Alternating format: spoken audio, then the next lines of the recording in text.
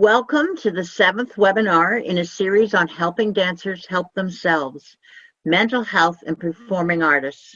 Today's topic is psychological readiness, navigating the new normal with COVID-19. I'm Bonnie Robson. These webinar recordings have been made available from the International Association of Dance Medicine and Science. Remember that the presenters are fully aware that these experiences are highly individualized and that any suggestion may not work for every individual. Technical info. Link of the recording will be shared and available on the iAdams app, YouTube channel, Facebook page, and Instagram. The coronavirus has driven us into an uncertain and unnerving way of life. Now we will have to face the unknown, entering a world that is very different from the one we left. Our expert panel explores how we can successfully navigate the transition to a new normal lifestyle. Dr. Nancy Kadel, Dr. Linda Mannering, Dr. Paula Thomson, Mr. Peter Lewton-Brain, the president of iAdams, will talk about becoming psychologically ready.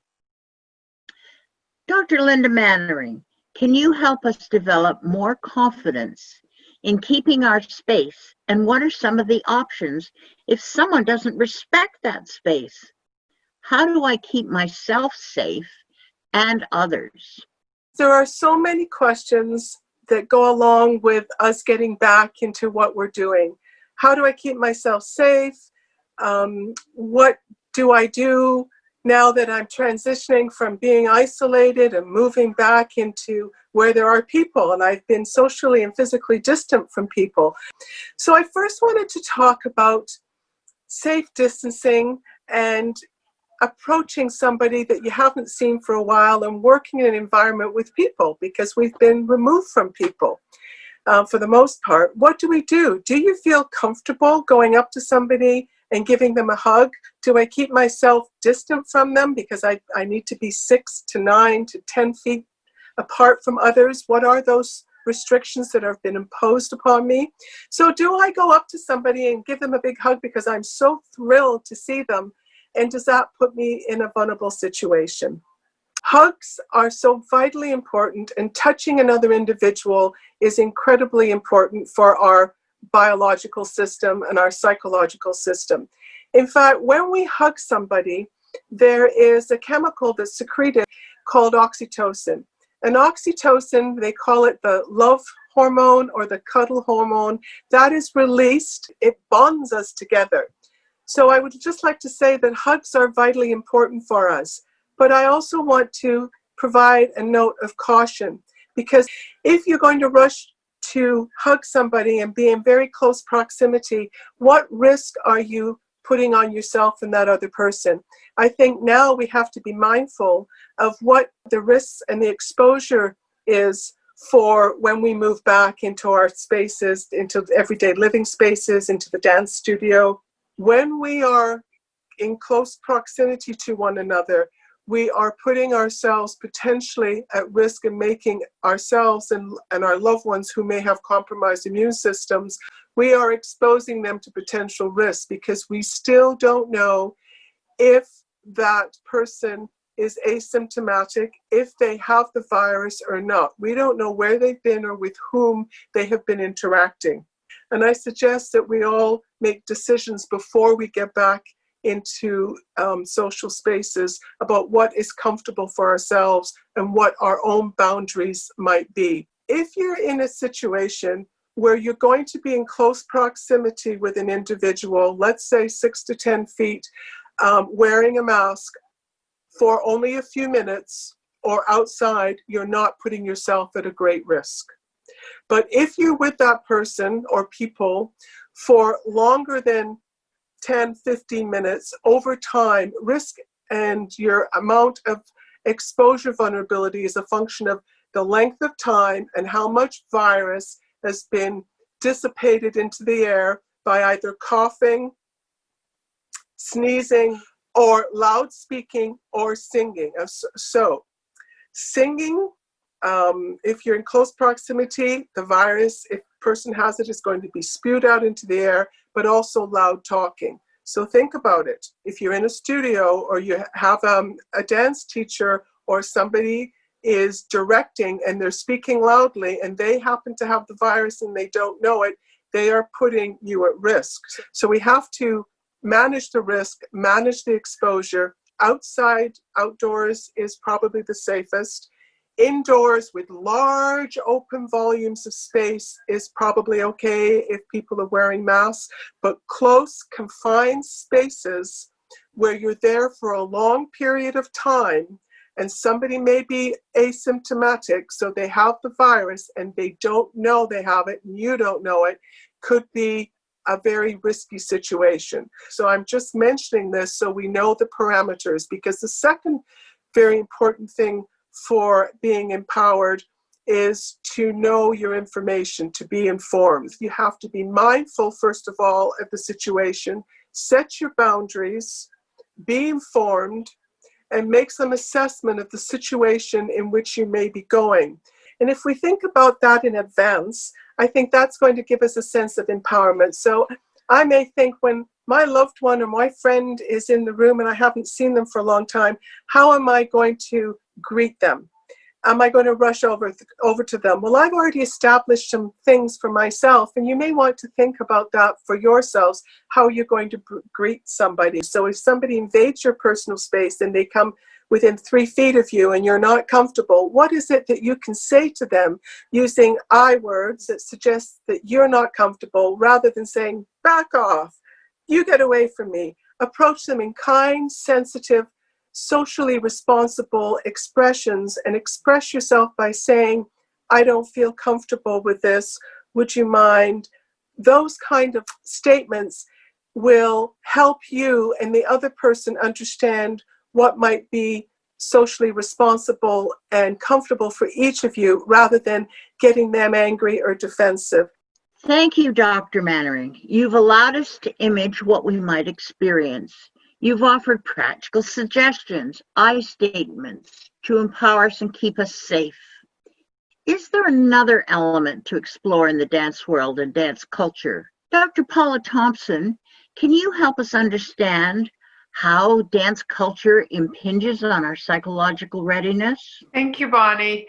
I'm drawing from some of the research that we've gathered. We compared elite level rhythmic gymnasts, and they have that aesthetic component in their sport, to professional dancers, ballet and contemporary dancers. So these were really highly trained, fabulous performers.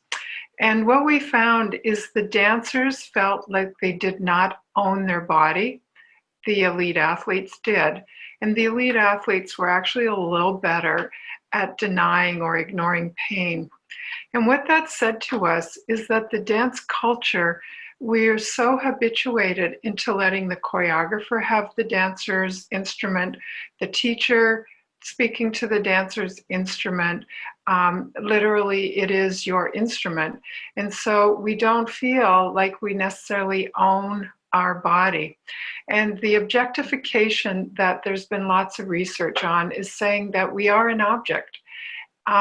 And many dancers have told me anecdotally that when they've been in this social isolation phase, they've actually had less anxiety because nobody's scrutinizing them.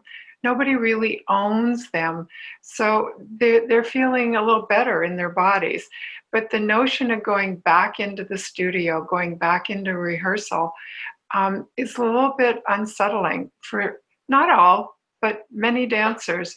And one of the things that we face with COVID-19 is that dancers can no longer be mute.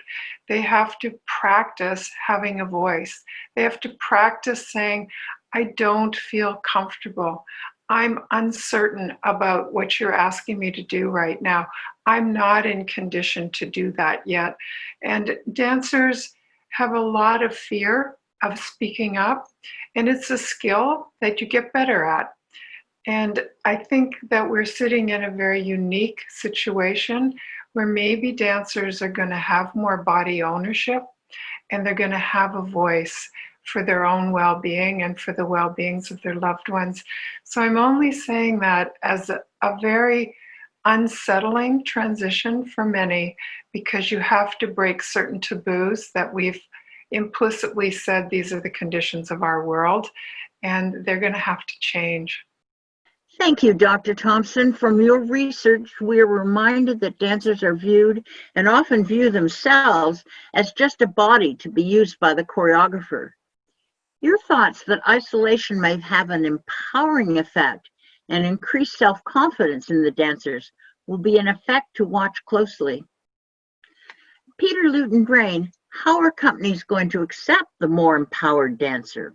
I think this is really a magical moment right now of empowerment to allow this to happen and for dancers to practice. Not before the dance studio, you can practice already in the lobby beforehand. You know, I was one of the companies and we came and we all joined in.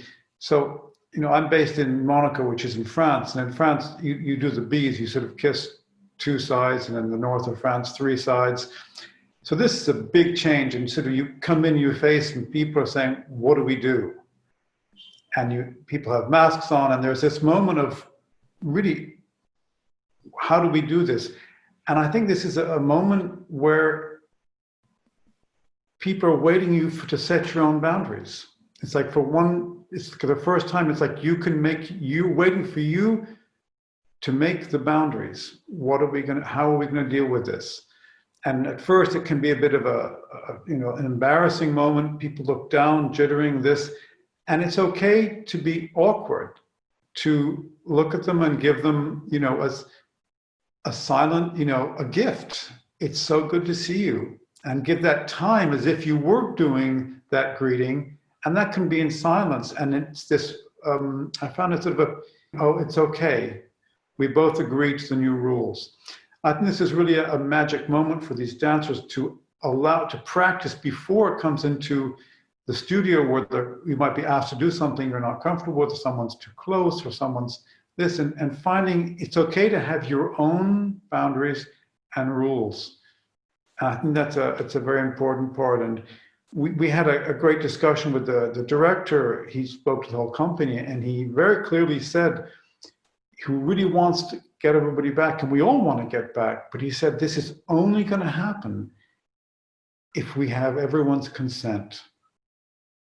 It's all based on consent, and this is a really important moment for a choreographer, an important director, to say, I can't do anything without your consent, and we need to do this together, and listening. So I think it's really a good moment to embrace this. Practice just in the lobby before we get in the studio, when it's really important for your career. And that conversations can start happening, because we're all on the same plane now. We cannot do this if we're not all on the same playing rules and finding a way. So this is a great moment to embrace that.